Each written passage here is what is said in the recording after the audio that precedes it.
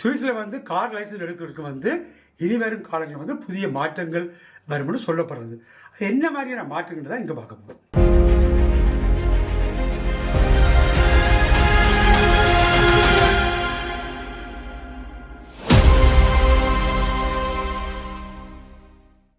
இப்போ ஒருத்தர் புதுசாக ஒரு லைசன்ஸ் எடுக்க போகிறோம்னால் இப்போதைய சிஸ்டம் எப்படி இருக்குது? இப்போ இருக்க சிஸ்டம் என்ன மாதிரி இருக்குன்னு சொன்னால், முதல் வந்து நீங்கள் நோட் ஹெல்ஃபர் கோர்ஸ்ன்னு சொல்லி ஒரு கோர்ஸ் ஒன்று செய்யணும். அதுக்கு பிறகு வந்து நீங்கள் தியரிக்கு படித்து போட்டு தியரி இப்போ எழுதி எக்ஸாம் எழுதணும். தியரி எக்ஸாம் எழுதின பிறகு நீங்கள் ஃபர்கேர்ஸ் குந்தரிchtன்னு சொல்லி ஒன்று இருக்கிறது. அது வந்து 3 நாள் 2 நாளில் 3 நாள் ஈவினிங் ஸ்கூலுக்கு போயிட்டு அது உங்களுக்கு சில விஷயங்கள் படிப்பிப்பாங்க. என்ன மாதிரி டிராஃபிக் ரூல்ஸ் மற்ற சிக்னல் அந்த விஷயங்களை சம்மந்தமான விஷயங்களை வந்து அவங்க வந்து உங்களுக்கு சொல்லி தருவாங்க. அதற்கு பிறகு நீங்கள் பழகி ட்ரையல் காட்டி போட்டு ட்ரையல் காட்டின பிறகும் உங்களுக்கு வந்து அந்த சிஹரைட்ஸ் ஸ்லோய்தர் கோர்ஸ் என்று சொல்லி ஒன்று இருக்கிறது, அதுவும் செய்யணும். இதுதான் இப்போ இருக்கிற சிச்சுவேஷன். 2027ஆம் ஆண்டு ஒரு புது சிஸ்டம் சொல்கிறாங்க, அது அப்படி இருக்கும்.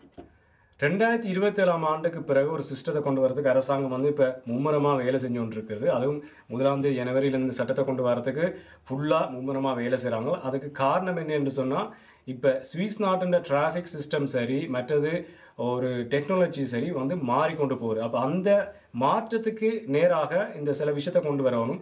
இதை கொண்டு வரதால் என்ன நன்மைகள் இருக்குன்னு சொன்னால், இப்போ இனி புதிதாக லைசன்ஸ் எடுக்கிறவர்கள் வந்து இந்த சிஸ்டத்தில் வந்து லைசன்ஸ் எடுத்தார் என்று சொன்னால் வருங்காலத்தில் வந்து குறைவான ஆக்சிடென்ட்கள் நடக்கும், தெளிவாக கார் ஓடுவார்கள் என்ற நம்பிக்கையில் இந்த புது சிஸ்டத்தை கொண்டு வரதுக்கு இருக்கிறார்கள். அதாவது என்ன மாற்றத்தை கொண்டு வரதுக்கு இருக்கிறார்கள் என்று சொன்னேன். இப்போ கிடைச்ச தகவலும் படி முதல் நான் சொல்லியிருந்தேன், நோட் ஹெல்ஃபர் கோர்ஸ் செஞ்சு போட்டு நீங்கள் டிரெக்டாக வந்து தியரி எழுதலாம்ண்டு.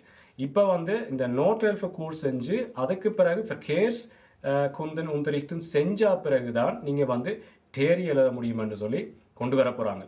அதே நேரத்தில் வந்து தியரி எழுதிய வந்து புதிதாக இனி இப்போ நீங்கள் கேள்விப்பட்டிருப்பீங்க, இப்போ அந்த செல்ஃப் டிரைவ் கார்கள் இப்படியான சிஸ்டம் புது விதமான கார்கள் ஏஐ கார்கள் எல்லாம் வந்து கொண்டு இருக்கிறது. அப்போ அந்த விதமான கார்கள் ஓடுறன்னு சொன்னால் அதுக்கு என்ன தெரிஞ்சிருக்கணும், இந்த விதமான கேள்விகளும் மற்ற கேர்ஸ் குந்தையில் வந்து கனவிதமான யாருக்கு ரைட்ஸ் இருக்குது, மற்றது எப்படி சிக்னல் சிஸ்டங்கள் வேலை செய்யுது, இப்படி கனவிதமான விடயங்கள் வந்து அந்த கேர்ஸ் குந்தைகள் இருக்குது. இந்த விடயங்களும் வந்து மேலதிகமாக தியரி எக்ஸாம்கள் வந்து கேள்வியாக வர இருக்கின்றது. இன்றைக்கு இனிவரும் காலகட்டத்தில் வந்து தியரி எழுதிக்க வந்து முதலை விட இன்னும் கடினமாக கேள்வியில் உள்ள கனவிஷயங்களாக இருக்குது. முந்தி வந்து நீங்கள் அந்த ஆப் டவுன்லோட் பண்ணி அந்த 500 கேள்வியில் படித்து போட்டு 50 கேள்வி இது பண்ணலாம். வரும் காலகட்டத்தில் வந்து இன்னும் கூட விதமான கேள்வியில் வரக்கூடிய சந்தர்ப்பங்கள் இருக்குது. மற்றது வந்து கூட விதமான ஸ்டோஃபுகளும் வந்து இதால் வந்து வர இருக்கிறது. ஏன் இந்த மாற்றம் வருகிறது? இந்த மாற்றம் வருதுன்னு சொன்னால், இப்போ பைக்குகள் இருக்கிறது, ட்ரோத்தினத் இருக்கிறது, இதெல்லாம் வந்து புதுவிதமான வாகனங்களாக அறிமுகப்படுத்தி வந்துருக்கிற காலகட்டத்தில் வந்து இன்னும் பழைய நடைமுறை மாதிரித்தான் இன்னும் இந்த தியரி கன்ஸ்ட்ரக்ஷன் வந்து இருக்கு. அப்போ இப்போ புதுசாக வந்த வெஹிக்கிளும் வந்து அதால் என்ன ஆபத்துகள் வருது, அதில் என்னத்தை பார்த்து கொள்ளணும், என்ன மாதிரி காரோடைக்கு என்ன விஷயங்களை நாங்கள் நோட்டட் பண்ணணும்ன்ற விஷயங்களை வந்து இது பண்ணுறோம். அதே நேரத்தில் வந்து ஃபாஸ்ட் டிராஃபிக் சிஸ்டம் வருது, மற்றது வந்து மாடர்னான அசிஸ்டன்ட் சிஸ்டங்களும். அதாவது இப்போ நீங்கள் வந்து கார் ஓடிக்கொண்டு கேட்க விதவிதமான அசிஸ்டன்ட்களை நீங்கள் வந்து ஒன் பண்ணினீங்கன்னு சொன்னால் அந்த காரே வந்து ஆட்டோமேட்டிக்காக உங்களுக்கு வந்து உதவி செய்யும். உதாரணத்துக்கு ஹைவேல போய்க்க உங்களை வந்து ஓவர்டேக் பண்ண போகிறாங்கன்னு சொன்னால் உங்களுக்கு வந்து ரெட் லைட் எரியும். இல்லாட்டிக்கு வந்து நீங்கள் மாறி உங்களை அறியாமல் நீங்கள் நெத்திர கொண்டீங்கன்னு சொன்னால் அந்த அலர்ட் பாற மாதிரி அப்படி கனவிதமான இல்லாட்டிக்கு முன்னுக்கு போகிற காருக்கும் உங்களுக்கும் இருக்க டிஸ்டன்ஸ் வந்து டெம்போ மார்ட் இல்லாட்டிக்கு வந்து ஸ்போர் அசிஸ்டன்ஸ்ன்னு சொல்லி விதவிதமான அசிஸ்டன்ட்கள் வந்து இருக்கிறபடியால் அதில் எப்படி யூஸ் பண்ணுறது, அதோட என்ன மாதிரி கொண்டு வர முந்தி நாங்கள் வந்து இயற்கையாக செஞ்ச விஷயங்கள் இப்போ எல்லாம் கார் வந்து செயற்கையாக சேவலிக்கிட்டு இருக்கு. ஆனாலும் அதுக்காண்டி அனுபவங்களும் செட்டிங்களை வந்து தெரிஞ்சு கொள்ளணும் புரிஞ்சு கொள்ளணுன்றதுக்காண்டி தான் இந்த அவேர்னஸ் வந்து இருக்கிறது. உண்மைதான் உறவுகளை ஏன்னு சொன்னால் பல கார்கள் இப்போ பார்த்தீங்கன்னா எல்லாம் புது விதமான முடல் கார்கள்.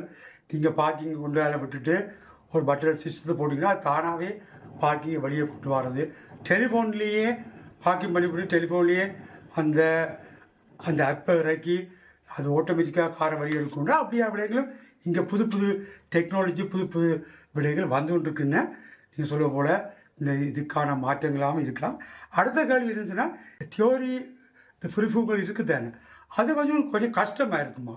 புது சட்டங்கள் புது விடயங்கள் வர்றதா வந்து அவை செய்கிற டெஸ்ட்டுகள் ப்ரூஃபுகள் வந்து கொஞ்சம் கஷ்டமாக இருக்குமா?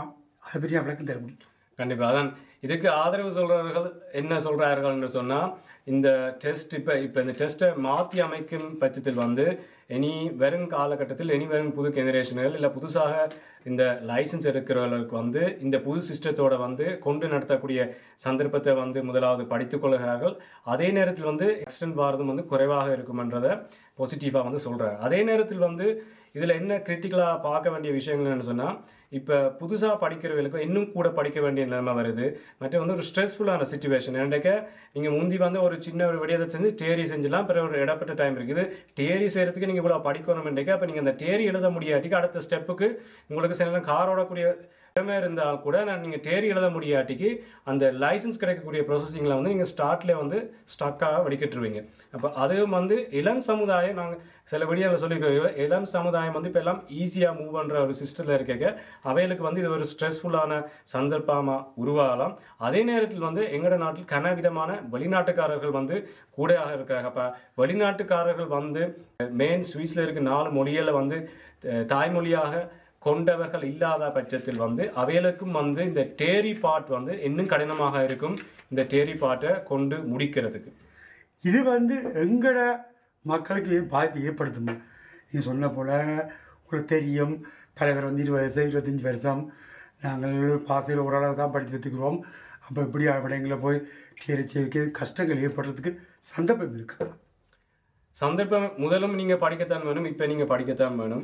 என்ன இப்போ கொஞ்சம் கூட படிக்கணும். முந்தி வந்து ஒரு ஆப்பில் ஈஸியாக படிச்சுட்டு போகலாம், இப்போ வந்து இன்னும் கொஞ்சம் கூட விஷயங்கள் நீங்கள் படிச்சுட்டு போனால் என்ன அந்த ஃபோக்கஸ் இந்த கேர்ஸ்குந்தே வந்து முந்தி வந்து டெஸ்ட்டாக வந்து உங்களை செக் பண்ண படையில அது வந்து நீங்கள் தேரியல் அப்புறம் ரேல் காட்டுறதுக்கு முதல்ல செய்ய வேண்டிய ஒரு கோர்ஸ்.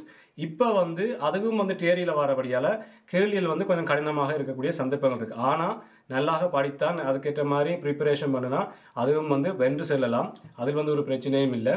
இன்னொரு விடயம் என்னென்னு சொன்னால் ஏற்கனவே நீங்கள் டிரைவிங் லைசன்ஸ் எடுக்கிற பிளானில் இருந்தால் கண்டிப்பாக இந்த வருடம் நீங்கள் தேரியை நீங்கள் செஞ்சிட்டிங்கன்னு சொன்னால் சில கடினத்தை வந்து நீங்கள் வந்து தவிர்த்து கொள்ளலாம். அதே நேரத்தில் அப்படி வார வருடம் இந்த சட்டம் வந்து அமுலாகும் பட்சத்தில் வந்து நீங்கள் அதுக்கேற்ற மாதிரி நேரத்தை கணக்கிடணும். இந்த தேரி படிக்கிறதுக்குரிய காலகட்டம் வந்து கூடன நேரம் பிடிக்கும் நீங்கள் நார்மலாக செய்கிற டைமை விட. ஆனால் படித்து அதுக்குரிய முயற்சி எடுத்தால் கண்டிப்பாக வெல்ல முடியும். என்னோட முக்கியமான தகவல் என்னென்னு சொன்னால் நாங்கள் தரும் இன்ஃபர்மேஷனில் வந்து நாங்கள் வந்து இந்த நாட்டில் நடக்கும் முக்கியமான மாற்றங்கள் இல்லாட்டிக்கு நடக்கும் முக்கியமான டாபிக்களை வந்து அலைஞ்சு ஆராய்ந்து தான் உங்களிடம் கொண்டு வந்து தரோம். பொதறிவை வளர்ப்பதற்கும் உங்களுக்கு இந்த இன்ஃபர்மேஷனை தாரத்துக்கு தான் நாங்கள் வந்து பொதுவாக இந்த வீடியோக்களை வந்து ஷேர் பண்ணுறோம்.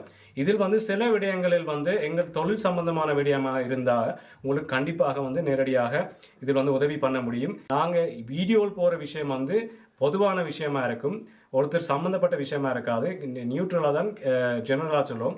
ஒருத்தர் சம்மந்தப்பட்ட விஷயமாண்டு வரையக்க அவைண்ட சூழ்நிலை சந்தர்ப்பம் சிச்சுவேஷன் அவங்க டாக்குமெண்ட்ஸில் வச்சு தான் நாங்கள் ஒரு விஷயத்தை வந்து சொல்ல முடியும். அதுக்கு வந்து நீங்கள் கண்டிப்பாக எங்களோட தொடர்படுத்திங்கன்னு சொன்னால் நாங்கள் அப்பாயின்மெண்ட் உங்களுக்கு தர முடியும். அந்த அப்பாயின்மெண்ட் வச்சு தான் நீங்கள் வர முடியும்.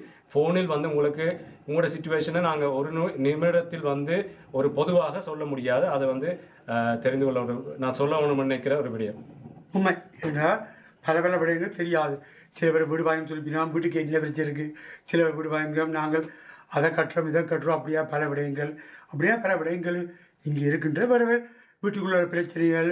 நான் டிவோர்ஸ் எடுத்துட்டேன், எனக்கு அவங்க காசு கொடுக்க எனக்கு காசு இல்லை, அப்படி பல விடயங்கள் கேட்குறாங்க. அது வந்து நாங்கள் இப்போ அது சம்மந்தம் விடயம்னு சொன்னால் இப்படி நம்பர் நான் உங்களுக்கு போகிறோம், நீங்கள் அவரை தொடர்பு கொள்ளலாம்.